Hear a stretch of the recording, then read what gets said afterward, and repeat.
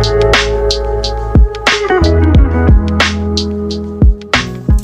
guys, welcome to my channel. My name is Adora, and if you are new to this very channel, thank you very much for stopping by. If you are old, thank you very much for watching my videos. I do appreciate your time and your effort. So now, if you live outside of the UK and you have the intention of moving down to the UK for work purposes, especially if you're coming in through the healthcare visa scheme that's been on for a while now, and maybe you're actually looking for a company to sponsor you to bring in here, or is it a healthcare agency to give you that form of certificate of sponsorship to come into the UK, I think you should watch this to the very end. Now, it's very important for you to make certain inquiries before you take this bold step. A lot of people have been coming in through this system, through this scheme, the healthcare visa route, and it's actually still open till now, and it will be open for only God knows how long it will be. But the issue is that a lot of people are being stranded once they come into town. A lot of people are actually regretting taking this route, while some people are now thinking of moving into something different, or looking for some other type of work route or visa route that they could, get into, and so that they could actually make life easy for them. Now, I have a friend of mine who's been very, very much interested in coming in through the UK, the care visa route, and when she told me about it, I was like, okay, let me ask around if I know someone that could, effect that move for her. So I was given the contacts of someone who has a healthcare agency over here in the very city where I live, and I reached out to the person, and honestly, I felt a bit disappointed with the response, because I was already getting happy that my friend is coming. But on the other hand, I felt he did well by telling me the truth. Now, what he said is that, yes, the route is still very much open. People are still coming in, but he does not want to do it again for anybody. Like, he does not want to give anybody any sponsorship to come into the UK, because there are no shifts available at the moment. Like, everything is being taken, all the shifts are already being snatched. So when I asked why, because I used to work as a carer, and I remember back then agencies used to rush us. Like, we will even be the ones, giving excuses and doing shakara, where we will be the ones giving our own conditions as to how we want to work, not the other way around. But right now, according to what this particular care agency told me, he said that because of the massive influx of students that have come into the country in recent times, and the work visa route, the care visa route that has been open also, which permits people to come into the country, that these two categories of visa routes, that's the student route and the care routes, are actually open up for dependents to come in. So as you're coming in as a student, you're bringing your dependents, and as you're coming in as with your work visa under the care route, you're also bringing your dependents. So what happens now is that when you come in as a student, while you are allowed to do your part-time, your 20 hours a week stuff, your dependent, which is either the wife or the husband, as the case may be, is allowed to do full-time.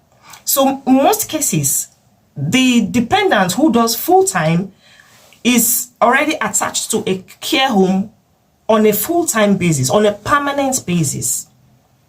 And then on the other hand, if you come in as if you come in with a work visa, the care visa route, and you are doing, maybe you come in with your partner and you are doing your, because when you come in with the care visa route, you are permitted your full hours. It's not like students where you have to reduce hours to 20 hours or something like that. So he was trying to explain to me that when you come in with the care visa route, you could do your 30, 35, whatever hours you want to do in a week.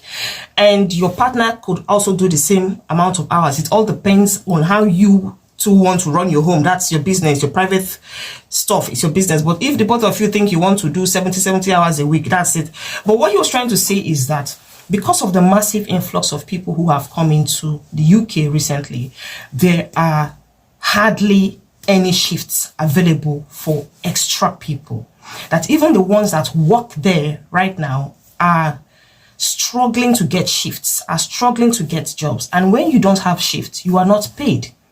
And what happens when you come into the country and you're not having enough shifts? You can't afford to pay your rent, you can't afford to pay your bills, you can't afford to eat and all of that. That he does not want to bring people in, and at the end of the day, he would be stressed out looking for shifts, because he is just a middleman between the care homes and you, the worker. So if the care homes don't give him jobs, don't give him shifts, he will not have any shifts to give you. So it's not like he is just manufacturing shifts or manufacturing jobs for you. He has to depend on the shortage of the care home who needs staff. And that is when he will now call upon you as the worker who needs the job. So at the moment, he was saying that he does not even want to reach out, because I told him, I asked him if I could give the number to the person, my friend back there, who wants to come over, and he was like, the problem is that he does not want to actually share his number with anybody, because he's been getting lots of calls from back home, people asking to come in and all that he's been trying to explain severally. But the problem is that a lot of people don't understand how it is at the moment. They don't understand how it is. They don't understand that when you don't have a job, when you don't have a shift, you cannot really survive like that, because in the first place, according to him, in the first place, even if you come into the country and he's not giving you much shifts, you are allowed to join another agency, but it must be under the care sector. And the only condition that you join this agency is that you are allowed to do only 20 hours a week. So you're only allowed to do part-time, 20 hours with the second agency. So now, according to his calculation, if you come in through him and he's not able to give you shifts, and you meet another agency who now employs you for just 20 hours a week, that will still not be able for you to survive. So he would not want a situation whereby he brings people into the country, and at the end of the month you are backing down on his neck, asking for shifts, asking for jobs, or complaining to him that you have not been able to work since you came into the UK and all of that, which is very, very I completely understand where he's coming from. So I honestly applaud his honesty for even saying this. I applaud his genuineness for even going to this level to explain to me, because if it's some people, they will just collect the money. Shebi is just when you want to come to the UK, they don't care whether you get shift, they don't want to care how you survive when you come in. They will just collect the money, do your stuff, and bring you in. But he does not want a situation whereby at the end of the day, he brings in people to the country and they are stuck on his neck, everybody calling him for shifts, calling him for jobs, or complaining that they didn't know it was going to be like this and all of that. Because at the moment, really, I have been hearing stories. I have really been hearing stories of people who are complaining that they're not having enough shifts to cover, to meet up with their expectations. They're not having enough shifts to, to carry out their responsibilities, and especially the ones that even coming with families. It's worse for those ones, because if you as the breadwinner or the main person in the family, maybe the main carer in the family, is not having enough money to cater for yourself as an individual, now how then can you now afford to look after your family who you have brought into the UK with you? So that's one thing he is actually scared of. He doesn't want a situation whereby he brings people into the country and he's not able to provide them jobs. So I asked him, like, for how long, is this going to continue? Are you going to get back to me in case maybe if things gets better in the future? And he was like, right now, he doesn't see the possibility of this thing getting better. Like, as long as the UK keeps opening its gates to students and to the UK healthcare, visa scheme and all of that, as long as there's still this influx of people into the country, there will still be a kind of shortage of shifts or jobs in that sector.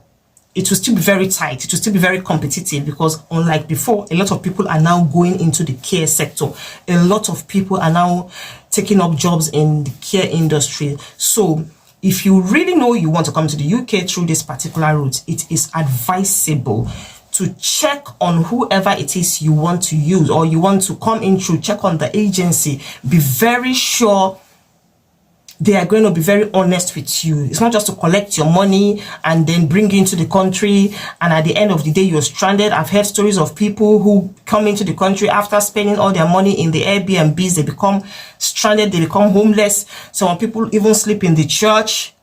Some people, it's actually some very crazy stories out there, you know. But before you come in, make inquiries, ask questions, be very sure that your agency or whoever is bringing you in is not just promising you, it's not just giving you fairy tales, it's not just promising you, you know, milk and honey where you're going to. You need to be able to find out and be assured if you're going to be getting shifts, if you're going to be getting jobs, if the availability is there for this agency, if it is well connected to care homes, so that they can always at every, you know, given point in time supply you with shifts, because that is the only thing that will keep you up and running in the country. Check up, be very careful.